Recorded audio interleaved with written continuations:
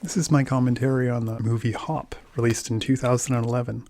It stars James Marsden as Fred O'Hare and Russell Brand as the voice of Eebie the Bunny.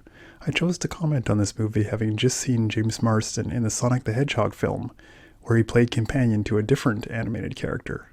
At first I thought it was a funny image to have the Easter Bunny resemble Santa and his sleigh and reindeer, but looking more into the history of the Easter Bunny, the character is similar to Santa Claus in that he judges children on whether they've been bad or good, and delivers a gift or treats to them on Easter Day.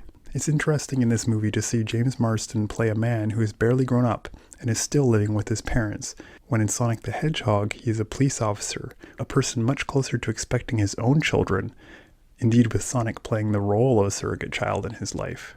This movie is an odd mixture of kids imagery and adult imagery. Scenes like the one of Eebie escaping from the nose of a Moai statue on Easter Island contrast with Eebie trying to seek refuge at the Playboy Mansion, along with all the other bunnies. A strange thing about Eebie is that we don't see the relationships of other family around him. Fred has a sister and a mother who both act as counterpoints to his overbearing father, but Eebie only has a gentle father played by Hugh Laurie who wants to saddle him with a role he doesn't see himself in.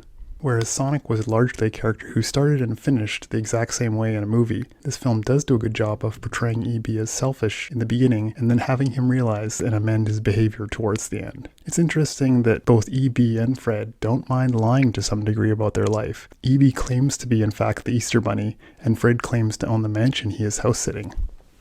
Carlos, who is voiced by Hank Azaria, opens up the possibility of the Easter Bunny not being just a bunny, even though he is ultimately the movie's villain because he coveted the job of being the Easter Bunny. His actions did help break the tradition. There were some inspired jokes and scenes around Eebie being either a toy or a ventriloquist dummy, when he was actually a living rabbit that could talk. Looking at James Marsden in this movie, I have to wonder that in the future, I wonder if we won't look back and see people who had very tanned skin and fluorescent white teeth as looking a little odd.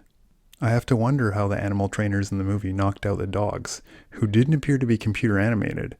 A clever line is when Fred says, "They brought me here to lead them," when he's being tied up at the candy factory. He's parodying the idea of himself being the white savior to a group of people who need his help. Carlos becoming a giant monster as the result of his villainous intent is a very comic book idea, his inner ugliness transforming into an outer one through his own misdeeds. How Carlos is ultimately defeated has got to be the only time that a drummer has saved the crisis scene in a movie. It's strange that the baby chicks, who are among some of the creatures that would have rebelled against the Easter Bunny, were working in the factory the next day. I'm not really sure how the Easter Bunny would deal with a workers' rebellion, especially when it was the majority of his workforce. I would give the first half of the movie 5 out of 10, but I would say the last half improved and was more like a 7, so I would average it out to a 6 out of 10.